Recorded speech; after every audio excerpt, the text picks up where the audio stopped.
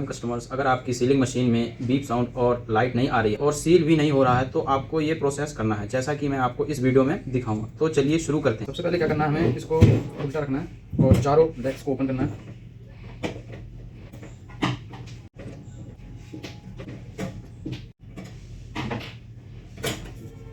अगर मैं हैंडल को प्रेस कर रहा हूँ तो दिख रहा होगा कि ये बटन प्रेस नहीं हो रहा है। तो इससे पहले हमें क्या करना होगा कि ये अपना प्लग है जो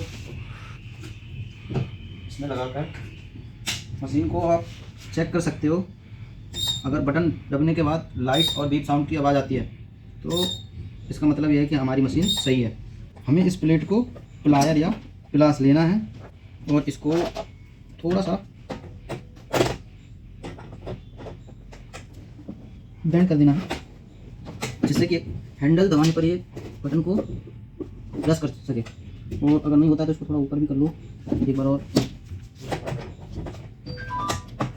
अगर अब हम दोबारा हैंडल दबाएंगे तो ये बटन प्रेस होगा, इससे आपकी मशीन सही हो जाएगी। जैसा कि गाइस अब हमने अपना बटन फिक्स कर लिया है मशीन का, और इसको अब हम चला के दिखाएंगे। ये प्लग में लगाएं और हैंडल प्रेस करने पर बीप साउंड भी आ रहा है और लाइट भी जल रही है।